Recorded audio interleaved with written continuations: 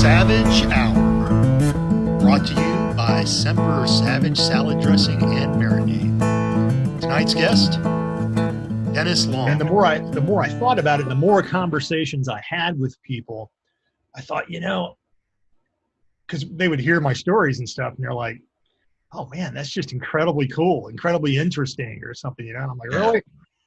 And the first thing I thought about, something inspired me a few days ago, was like, we've got this land of misfit toys in this whole other agency world, and it's an incredibly eclectic group of people with very interesting backgrounds.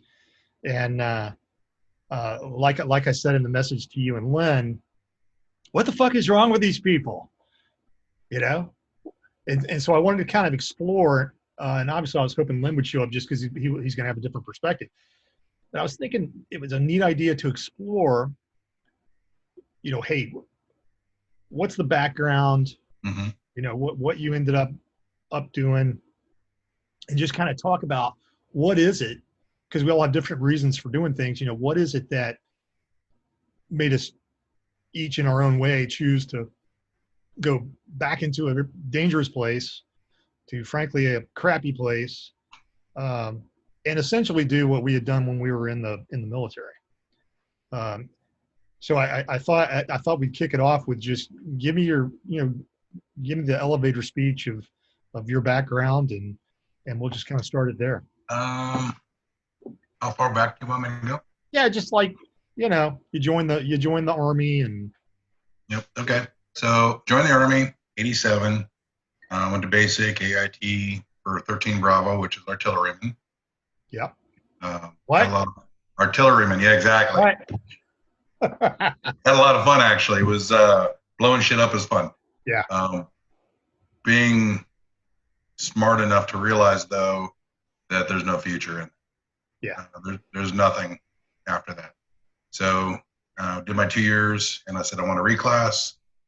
Reclassed into Blackhawks. Started out as a mechanic, then a crew chief. Blew my butt off. Then went into QC for a couple of years towards the end. Right. And then I just had enough. And I'm ready to start choking people here at work. It's time to go. Yep. So I got out, moved to the Fort Hood area. The job I had lined up as I was supposed to work as contractor on base fell through. Yeah. So I kind of bounced around job to job. Worked in a call center for a while. Worked offshore as an underwater welder for a while. That was a lot of fun. Just at the time, didn't pay well. And then the whole thing kicked off 03, 04. And I said, an opportunity to get over there and make some money and help out. So I went over. I was in Camp Slayer there in Baghdad. Yeah. Putting up armor on vehicles as a welder for the first year. Did that. Did logistics up in northern Iraq for a year. Got an opportunity to get back into aviation. So 06, I went home for 6 months. Got back into working on Blackhawks. Got my feet wet in that again. And at the end of the year, started contracting. Went to Kuwait, and then up to Baghdad, whatever the gang base is, up north of Baghdad.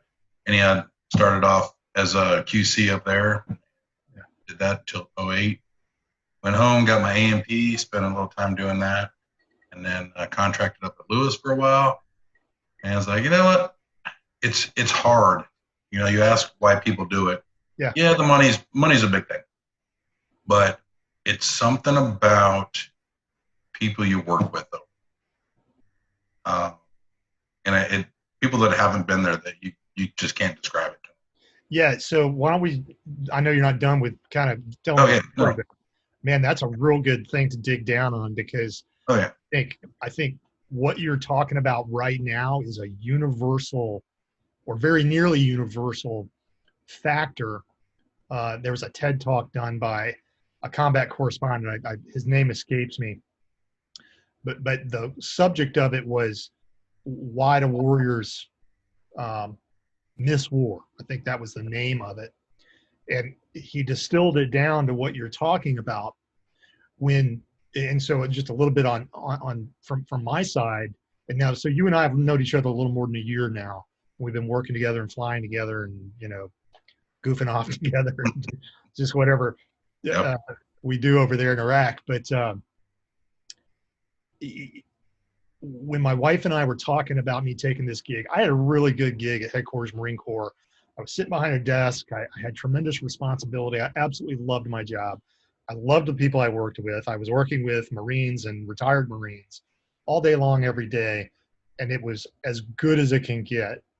But when I got a phone call, and it was literally dropped in my lap, this opportunity to go back forward again and to be operational again in some capacity at least,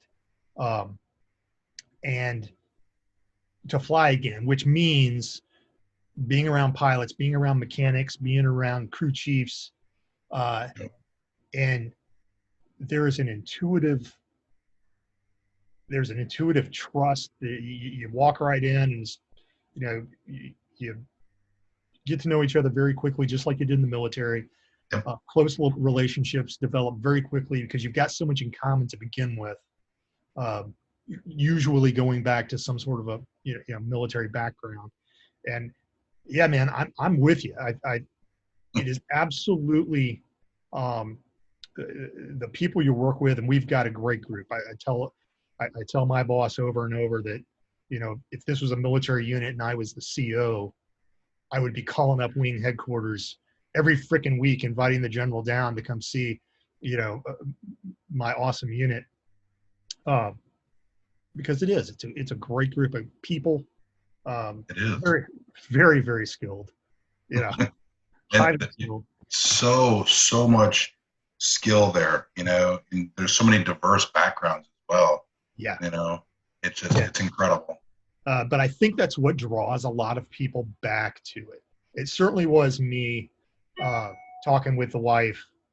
I was like, I want to go forward again. And she's like, well, haven't you done that enough? And I'm like, well, yeah, I have. And I recognize that academically. I recognize that personally I had done enough, but I wanted to go back.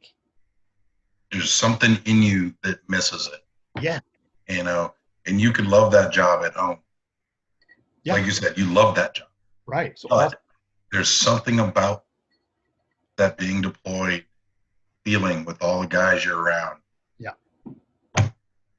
It's awesome. Something that you just can't touch back stateside. You just can't. No, you absolutely can't. And it ain't the chow. No. It's not, as we're starting to find out right now, we don't want to talk about any kind of specifics about what we do, but or very, very specific. But we're starting to find out with all that's going on over there that it's not really about the money. It is. The money is great because you do make excellent coin, but when you get stuck someplace and you can't get back out, with a lot of the travel restrictions and everything that are hindering us, a lot of people are like, yeah, I'm not into it. Yeah. I'm into it for 60 or 90 days at a time. But when you start deploying me for months and months and months upon end, right. The money's not what it's all about. So that was an interesting point. And so I'll let you kind of continue and bring us up to date. You just kind of hit on something there that I wanted to dig down into. Yeah, so you were just saying that you got back into the aviation game. Yep. Like I said, I was up there in Balad for a couple of years as QC on Blackhawks. And then I had a job opportunity so I quit my job over there. It fell through, no big deal. Like I said, I went and got my A&P license and then took a job as QC up at Fort Lewis doing the reset program on Blackhawks and Chinooks. Yeah. Did that for a few years. And it was, again, it's a lot. You're working with same kind of guys we work with. Right. But I don't know, I guess it was the stress of being there and working your tail off. I don't know what it was. It just wasn't right. Yeah. So I ended up going back. 2012, I came over. Well, I started in 12 and I got back there in 13. Started out as mechanic on the 61s. That lasted about a rotation, so just shy of 90 days.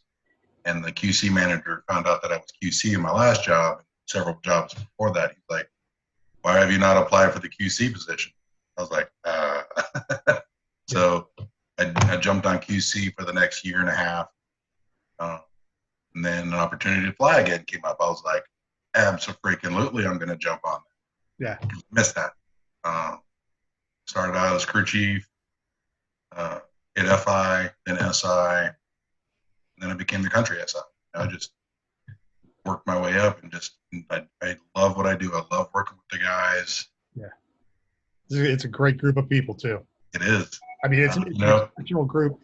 Even in the military, you're working with an exceptional group of people. But this group of folks is just I'm just so highly impressed at the competency and the experience and just the smarts that these guys all have. I have to say it's like the cream of the crop. It really is, because I know in our section over the last 4 years or so, we've had opportunities to, people have left, so we've been able to kind of pick people that come in that we knew or somebody knew, so it just kind of builds us up even better. And it's just been an incredible group of guys that we've put together over there. Yeah, really is. I got to tell you, from the day I walked in, one, I was welcomed, just super nice folks, and but two, just super impressed.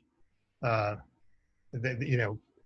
it was that great environment again where you're just giving each other shit and making fun of each other, and you just generally giving some levity to the situation.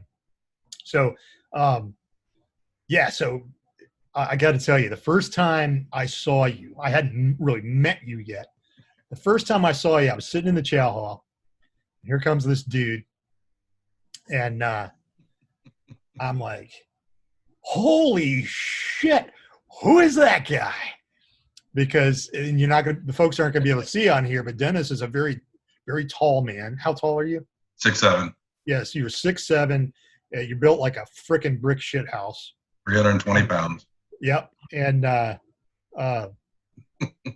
turned to somebody, whoever I was eating with, and I said, hasn't like Bill Belichick or somebody just like called him up and said, "Hey, dude, come play football for me. You don't even need to be, I've never played before. It doesn't matter. Just come out and play football."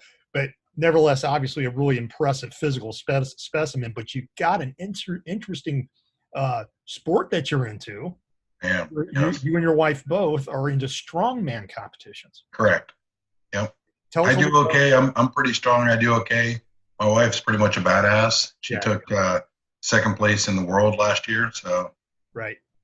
And you spend I know you spend a lot of time. You work really hard at it. Yeah, we both do. Yeah. And I wish you all the luck in the world with it, but just super impressive because you're not a spring chicken. You and I are about the same age, and you are still freaking throwing weight around big time. Weight that I never would have even thought about. I probably had cars that weigh less than some of the weight you're throwing around, but just really impressive. I applaud you for continuing to compete, and I applaud you for just for, I won't say not giving up, but for not deciding that, I'm old now and I can no longer do this stuff. I mean, you're still really competitive, and I don't know. I just think it's cool. I enjoy it, and I never plan on giving up. My uncle Dick was a tennis player his whole life. He played college tennis at the University of Miami. He went from Connecticut down to the University of Miami, played tennis there, graduated, went off to World War II and stuff. But he played tennis his whole life, and he was highly skilled at it. And he was always going to tournaments. He was always a nationally ranked amateur player. And so last time he visited us, I think he was 91 years old. And he was visiting us while he was on his way He was driving. He drove everywhere. Never flew anywhere.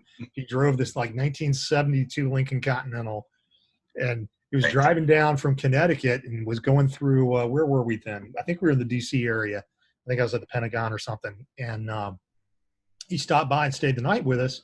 He's going down to North Carolina to play in a tennis match.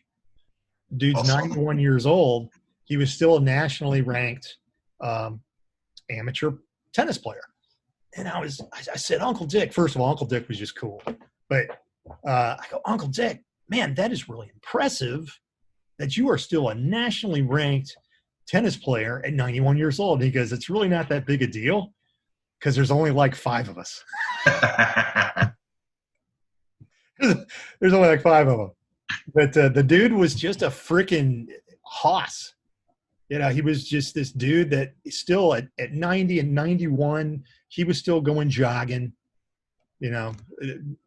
I was like, man, and here I am, you know, I get a hangnail and I'm like, oh, I'm not going to go to the gym today. You know? Oh, I'm too busy. I got emails to delete, you know. At any rate. But yeah, very cool. You know, my mom's always had a saying. My mom's a horse trainer. I grew up on a horse farm, and she's still a horse trainer. Fewer horses now, but she is 74 years old, and she still has the energy of an 18-year-old. And her motto is "Use it or lose it." That Agree more. The second you start sitting down and being really sedentary and not pursuing something that, whether it's just walking or hiking or whether it's lifting or in her case doing barn work. I mean, she still does barn work. You know, she rides the horses and teaches a lot, judges horse shows, things like that. But she's very, very active. And I have no doubt that she may outlive me. I don't know, but she's just still cooking. But use it or lose it is her motto. And I've often remembered that, particularly as I was having desk jobs and things, and just found it difficult to stay motivated, to stay in shape and stuff, particularly coming off injuries. You know, that happens a lot. It is difficult. That's why a lot of us that compete, motivation is bullshit. Motivation is cheating. So I tell people, find a goal, pick a goal and hit that goal, and then set another goal. Use that as your motivation. Because motivation is bullshit, you know? Yeah. You need something better than motivation to drive you. You know, and I think that's a great allegory for life. I mean, if you think about that, it applies to anything. And actually, it's a very wise way of putting it, I think, that motivation, just having some sort of inner drive is, you know, we used to call it in the Marine Corps, we used to call it false motivation. Well, false motivation is better than no motivation at all. But, you know, guys, hurrah, I love the way this sucks, you know? And that's an internal energy that can burn out pretty quickly. But when you set a goal, whether it's to improve yourself or to achieve something or learn a language or, you know, whatever that goal is, and you really remind yourself and have that in the forefront of your mind on a continual basis. Yeah, it's huge. So I kind of like that. Motivation is bullshit. Set a goal. Yeah, I like that. It's cool. I wanted to, for the purposes of conversation and to keep things interesting, I was going to ask you a couple questions that I found to be interesting that have been asked of me in the past. And one of them that I really liked was, if you were able to get in a time machine and go back and visit your 18-year-old self, and you could tell yourself one piece of advice, what would it be?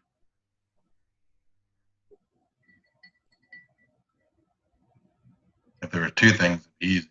One, I'm like, Well, give me 2 then. One, I go back to 18 and say, quit drinking so much, or don't drink at all. Yeah. And 2, save some damn money. Yeah. I know. It's funny. It's kind of like experience. What's the saying? Experience is something you have right after you needed it. Mm-hmm. You know, and money, kind of the same thing. When you're young, you just don't have it. You're coming up, even and I really felt for my young troops who were married, and particularly the ones that had kids, because they weren't making as much money as I was. Right. But it was a struggle. I mean, you got kids and you're hauling your wife around, and she can't really hold a job because she's got to take care of one. She wants to take care of the kids, oftentimes, and two, you're moving around all the time, and it's very hard to maintain a job for them. Right, exactly. And so it's saving money on one income. Even as a young officer, we weren't comfortable until I was probably a major. And when I mean comfortable, I mean not having to really, really watch right every expenditure. And so I often think, oh, geez, I wish I had saved money. But then I remember I didn't have any freaking money. And it wasn't because we weren't frugal. We just had a lot of obligations. Absolutely. Recently my wife asked me if I'd be interested in going back in the military to finish out. I got out at 13. She's like, would you be interested in going back in, finish out your 20, get retirement? I was like, for one, I'm getting older. I don't know if they take me. And two, that's a huge pay cut. Yeah. She's like, well, how much did you make? I was like, when I got out, I made like $23,500. Right. That was what I made for the year. She's you were like, what, a sergeant? Yeah. Yeah. So I was like, that's a huge pay cut. Yeah. And I know it's not that much better now. Oh, no. No, not by a factor of 5 or something. Oh, no. And I don't even mean like overseas money. I mean, just even for stateside, that's. Yeah, man, it's tough, or it can be tough. It can be real tough. Absolutely. And particularly you get moved to a place where housing is expensive, and maybe the BAH hasn't caught up quite yet because it's based on rents, right? It's not based on mortgages. And so sometimes it can be a little out of whack if you want to try to buy a house, and depending on what the rental market is like, it can be a little bit challenging. But yeah, no, two good pieces of advice. Quit drinking so much. I think a lot of kids get in trouble with alcohol when they're young. I did. Yeah. And usually, I mean, I've known a lot of young Marines through my career, and I knew plenty of them got in trouble with alcohol. They get in a fight. They get a DUI. And a few of them get into real trouble with being addicted to alcohol. None of which are particularly savory things to have happen. And of course, in today's military, well, I can't say today's military. I could speak to a few years ago. You have an alcohol-related incident, and boy, is that broadly defined. Yeah. But you're done. You're done. Not like back in the day, like when I was at Campbell, the base commander, 2-star general, had 3 DUIs, and he got promoted to a 3-star general. Yeah. It is a very. You wouldn't have that these days. I mean, absolutely not. Gone. Absolutely not. And it's been that way for quite some time. Mm-hmm. At any rate, but so you and the wife, are you guys? I don't know if there's a season or what for strongman competitions. Is there like a season during the year? Not really. There's competitions throughout the entire year. Nationals and the worlds are usually at the end of the year. So right. If you get invited, you can prep it out for the year and be ready.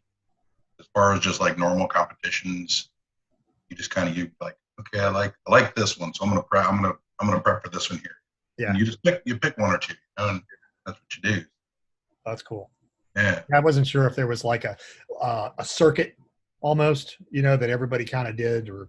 Yeah, not really. Like I said, there's shows all over the country. There's 2 different federations here in the U.S. And so you can literally pick and choose whatever you want, wherever Right. you want to go. Now When I lived in, you guys are affiliates or sponsored by a lot of different like fitness companies and stuff. Is that not? she's not. I've got a ambassadorship with Cerberus String. Okay. I'm sure you see me posting that stuff all the Yeah. time. Yeah. And then Strike Force Energy. Okay. They do the little energy packets. I think I gave you one time. Maybe so. I don't. Yeah, Recall. put it in the water. It's but Yeah. Nothing crazy. Right. I get like 5% back on sales, which Sure. you get $50 a month. It's kind of cool. Just spend it back on stuff. Yeah. It's I don't know, pocket money. Yeah, basically. Yeah. We've been with Semper Savage. We've been gaining quite a few affiliates that essentially a podcast host or someone will Mhm. will say, hey, go to Semper Savage and use my code Bobby Boy or whatever they decide on and get I think it's a couple dollars off or something like Cool. that. Yeah. And yeah, it doesn't they're not going to become millionaires at it, but a lot of guys do it for a lot of different companies. It gets the product out there better. That's true. That's true. It's just more people talking about it and, hey, I've used it and I really enjoyed it. And, go use my code and get a couple bucks off. And it's kind of a win-win-win. It really is. Yeah. The host gets a little something, the customer saves a little something, and then we sell a product.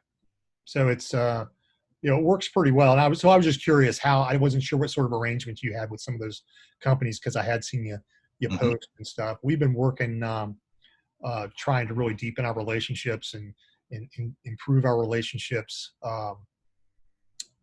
with our affiliates to support them better. So that's something we're kind of working on right now with our products. And you've used our products, and me and the wife love them. Yeah, I'm glad. I really am happy to hear that. But I saw a few pics that you put on there. You did a steak, and love my steaks. Yeah. Which one did you use? Did you use balsamic or the other one on it? Balsamic. That was the one we used. That's the one we used the most. But yeah, we got them both. A lot of people are freaking digging that stuff. Oh yeah, absolutely. It does something on the grill. The first time I had a steak with it, my wife is a freaking amazing cook. Stacy is incredible, and she cooks one hell of a steak. At any rate, she used the balsamic on it, and it like caramelized and had this great flavor. Oh wow! I was like, man, that is my favorite steak I've ever had in my life. We've done it a few different ways. We've used it just as it is. Another one where we mixed that with some barbecue sauce and did it. Yeah. One of my favorites is to use it and then like throw like a shot of bourbon in with it and let it all just any way you use that stuff is just phenomenal. Yeah. I'm glad you like it. Tell all your friends. I do. Well, I appreciate it. We do problem. have a lot of confidence in the product and whatnot. But anyway, so I think we were talking before about you had been injured. We had a thing where you kind of got tossed around a little, but you're recovering and not back to 100% yet. Is that a correct statement? I felt like I was, and then a few weeks ago, everything kind of like seized back up, and I just walking to the mailbox hurt. So hit the chiro, did some stretching, all the stuff they taught me in physical therapy. And then last week I was able to lift again. Yeah. So, man, taking it easy, kind of easing back in. Yeah. Not pushing anything. Well, take care of yourself. And I really look forward to being able to see you again at work. Definitely. I'm looking forward to that. But hey, let me ask you one or two last things, and we can wrap it up. What throughout your career, we've all seen good leaders and we've seen bad leaders. Mm-hmm. What are just a couple of characteristics that you've seen that the best leaders tend to have?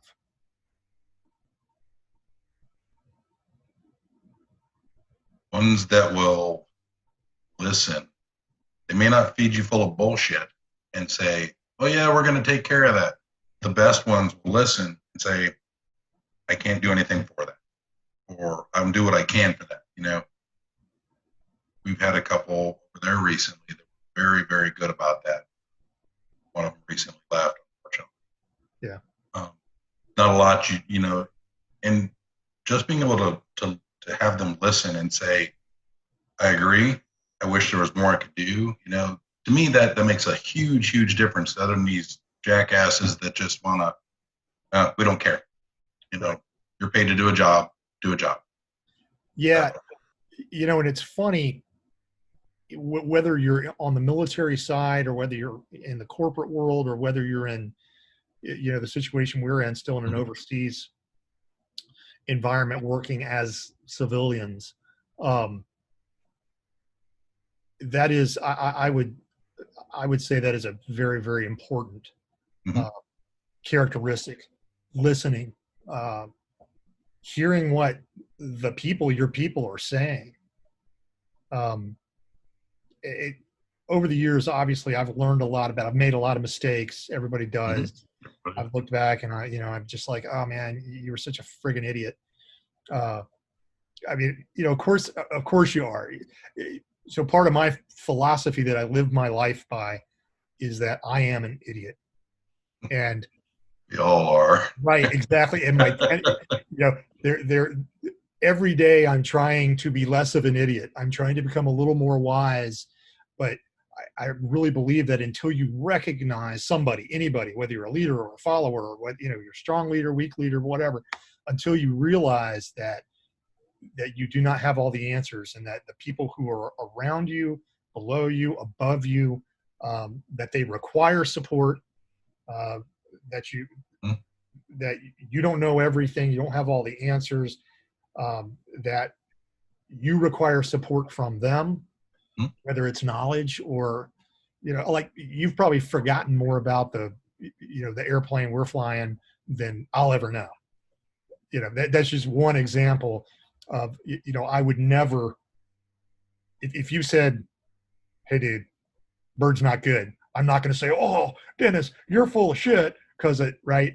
I would never question that. And I think until somebody recognizes that they're an idiot and that they need input from other places in order to make sound decisions, I think you're losing until you kind of realize that. I would agree. Yeah. And then another characteristic that I've observed over the years is just, I think it kind of comes back to what you were saying with listening. It's just being sympathetic and empathetic and authentic in that. Is that an emotion?